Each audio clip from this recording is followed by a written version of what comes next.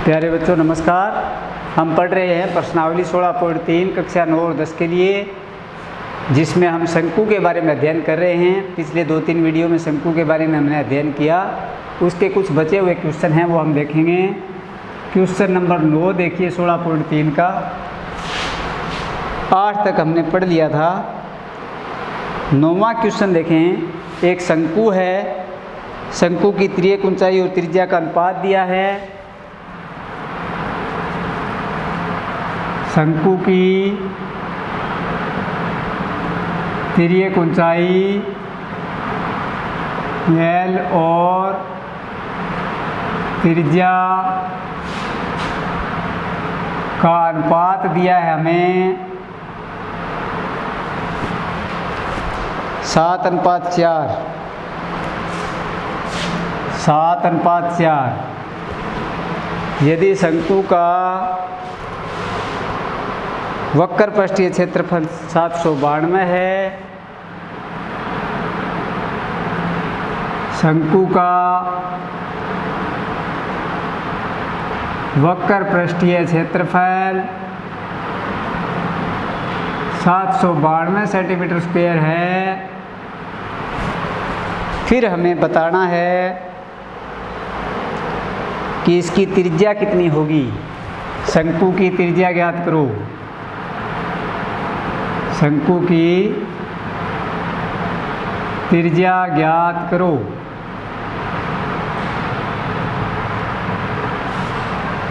तो आपको क्या दिया है? शंकु की तिर्यक ऊंचाई यानी L और शंकु की त्रिज्या यानी कि R, इनका अनुपात दिया है। तो माना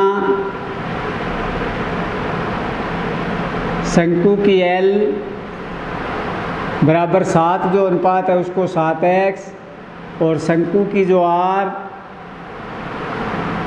यानी त्रिज्या उसको 4x। इसके बाद जो अनुपात दिया है उसके साथ x मान करके इसको L मान लें, इसको R मान लें। L का मान और R का मान जिनका अनुपात दिया है।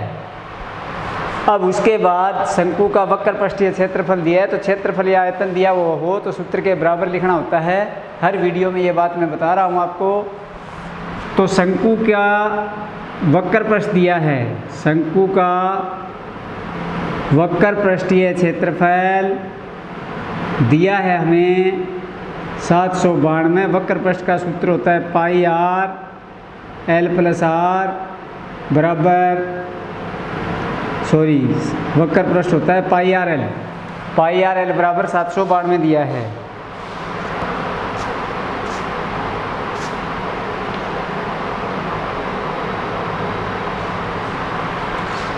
अब पाई का मान 22/7, R का मान 4x, L का मान 7x बराबर है 792। ये 7 से 7 कैंसिल हो जाएगा। जब x को x से गुणा करेंगे तो x स्क्वायर आएगी। यहाँ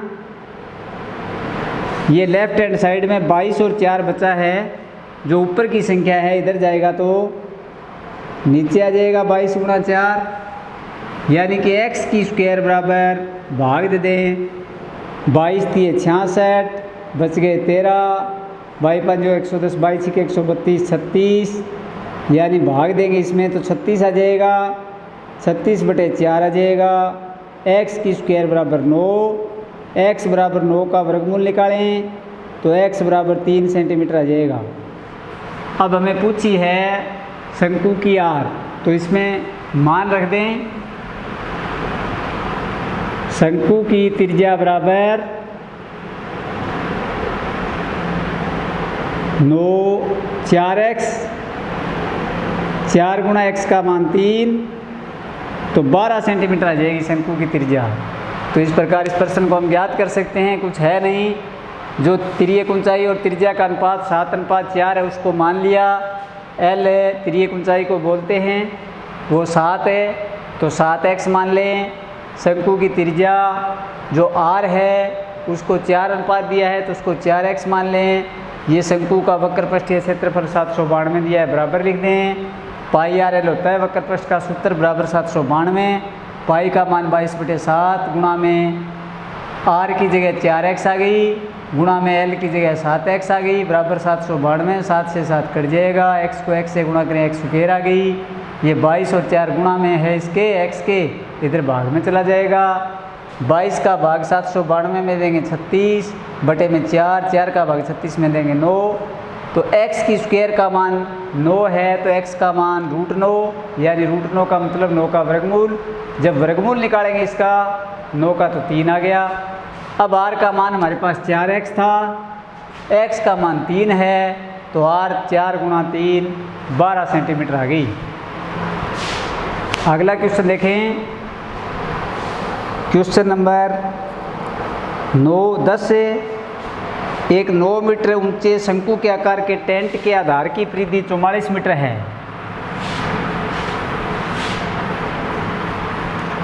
परिधि तो जानते ही हैं, वर्त के चारों ओर का जो घेरा होता है उसकी नाप होती है। शंकु में वर्त कहाँ पर होता है? आधार में।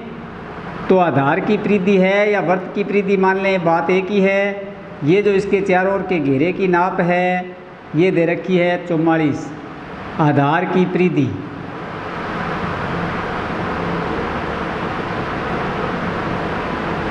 चौवालीस मीटर दे रखी है। अब आधार की परिधि, जो आधार है वो वर्त के आकार का है तो वर्त की परिधि का सूत्र होता है 2πr, यानी 2πr का मान है 44 मीटर, ये दिया हुआ है।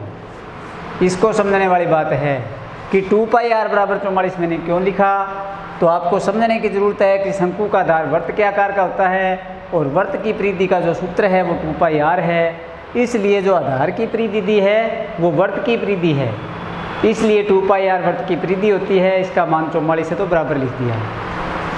अब इस शंकु की जो ऊंचाई है h है वो 9 मीटर है।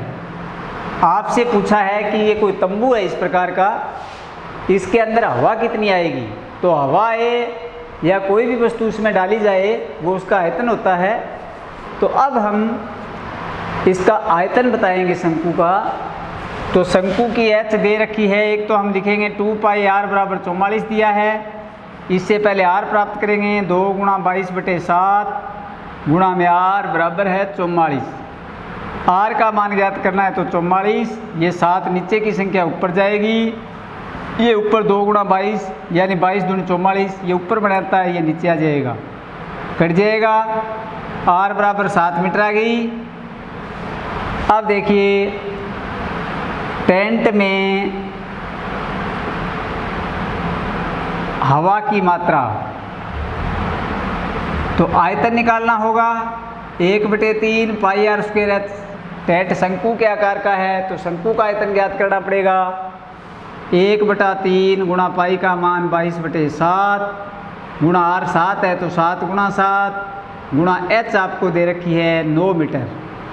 अब 7 से 7 कट जाएगा, 3 तिया 9 आ जाएगा, 22 ते 154 गुणा 3 462 घन मीटर हवा इस तंबू के अंदर जो 9 मीटर ऊंचा होगा, जिसके आधार की परिधि 44 मीटर होगी, इस तंबू में अगर हवा की मात्रा पूछी जाएगी तो हवा आएगी इसके अंदर 462 घन मीटर। आगे देखें प्रश्न नंबर 11, ये 10वां प्रश्न था। 11वां प्रश्न देखें।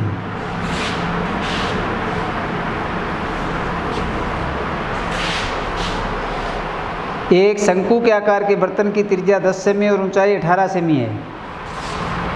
एक शंकु के आकार का बर्तन है, इस प्रकार से इस बर्तन की त्रिज्या 10 सेमी और ऊंचाई 18 सेमी है। त्रिज्या आपको बताई है 10 सेंटीमीटर, h है इसकी 18 सेंटीमीटर। ये बता रहा है कि इसको पानी से ये पूरा भरा हुआ है। इस प्रकार का कोई बर्तन है, पानी से पूरा भरा हुआ है। इसे 5 सेमी त्रिज्या के बेलनाकार बर्तन में डालना है। एक बेलन है,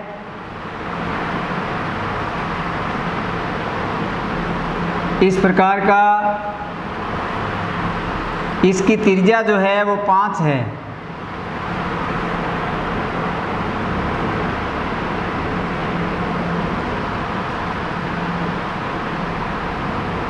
आपको बताना है कि बेलन की ऊंचाई कितनी होनी चाहिए कि इसका पूरा पानी इसमें आ जाए, यानी इस पानी को इसमें डालना है। आपको बताना है कि बेलन में पानी कितनी ऊंचाई तक आ जाएगा, यानी कितने ऊंचे बेलन की ज़रूरत होगी इस पानी को डालने के लिए। तो सीधी सी बात यह है कि पानी दोनों में एक समान डालना है, इसलिए दोनों का आयतन बराबर हो जाएगा, शंकु का आयतन और बेलन का आयतन। फिर जो ऊंचाई निकालनी है वो अपने आप निकल जाएगी। तो लिखेंगे चूँकि शंकु का आयतन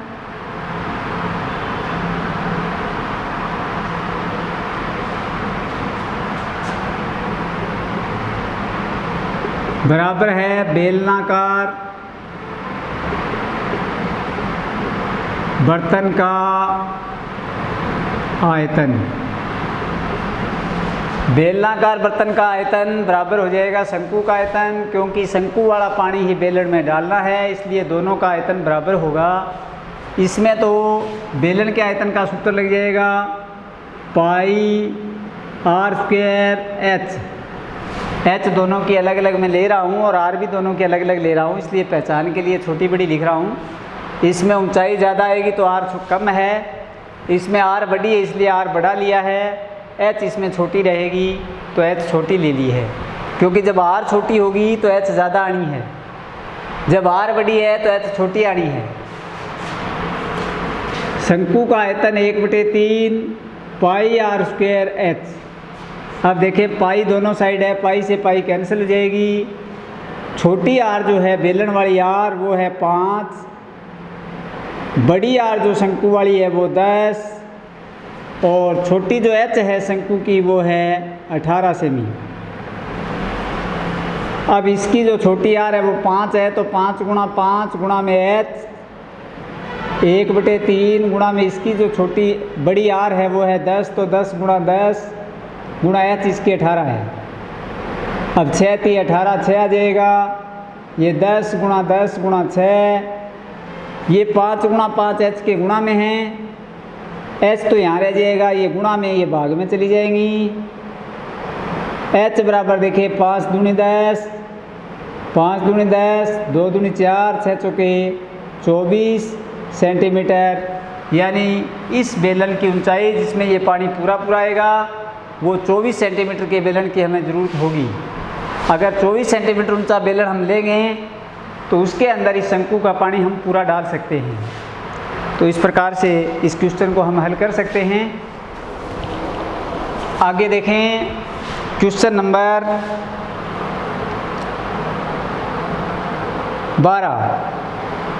12 सेमी भुजा के घन से एक बड़े से बड़ा शंकु काटा जाता है। शंकु का आयतन ज्ञात करें।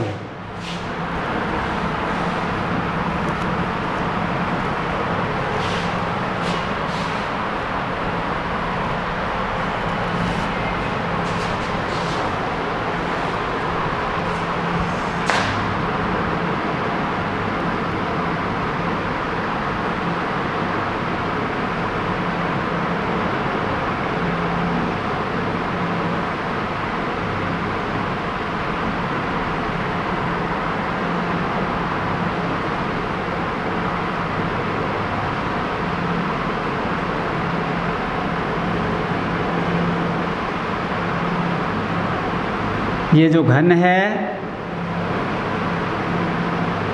इसकी भुजा है 12 सेंटीमीटर की।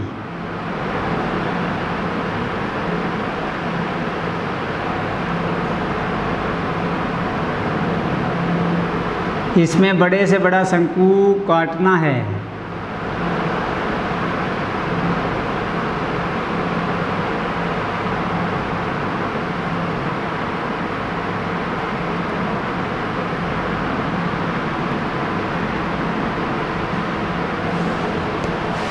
बड़े से बड़ा शंकु इसमें काटना है तो देखिए जो आधार जो है इसका शंकु का वो इसमें से कटेगा, ये नीचे वाला फलक है इसमें से, ऊंचाई इसके बराबर कटेगी।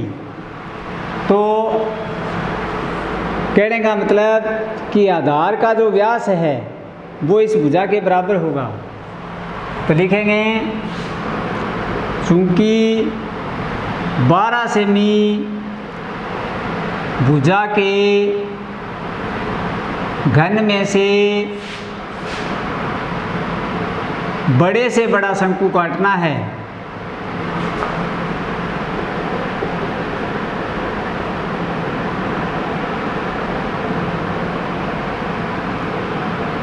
इसलिए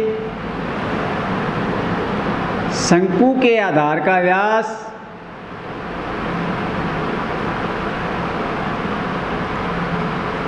बराबर घन की भुजा और बराबर है ये 12 की जगह 14 है,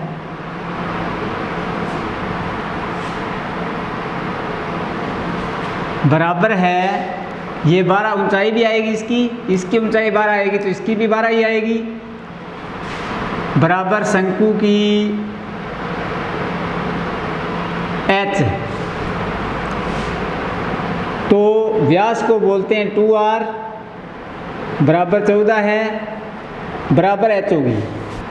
तो r का मान निकालना है तो 14/2 यानी r बराबर आ गई 7 सेंटीमीटर। r 7 आ गई, h 14 है ही, क्योंकि h ये भुजा 14 है तो घन की ये भुजा भी 14 आएगी, इसके बराबर ही शंकु की ऊंचाई आएगी।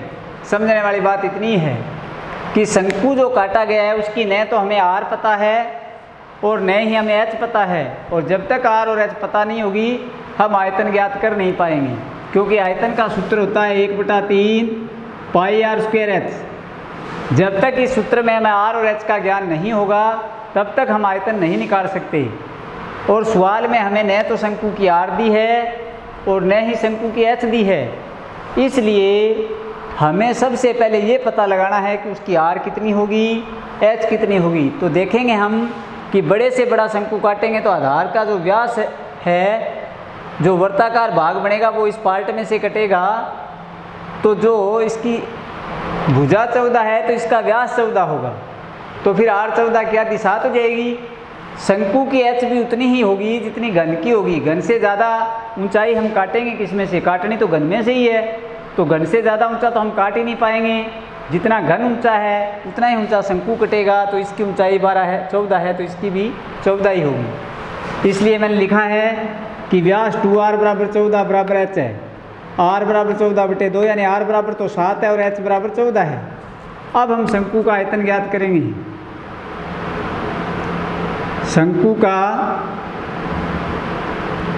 आयतन 1/3 पाई r² h, 1/3 पाई का मान 22/7, r 7 है तो 7 × 7 गुणा में h है 14, 7 से 7 कट, 22 7 154 गुणा 14 बटे में 3, 14 चौके 56, असर लगी 5, 14 पंजा 70 और 5 75, असर लगी 7, 14 एकन 14 7 21 बटे में 3, 3 7 21, 7 आ गया, 3 एकन 3, 2 26, 8 3 24,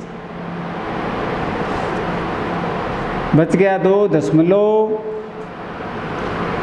14 चौके 56, 22 7 154, 14 चौके 56, असर लगी 5, 14 पंजा 70, 5 75, असर लगी 7, 14 एकन 14 7 21, 21 56, 7 21, 3 एकन 3, 8 24, 6 18 और 6 18, 718.66 घन सेंटीमीटर इसका आयतन आ जाएगा। बाकी पढ़ेंगे हम अगले वीडियो में। धन्यवाद।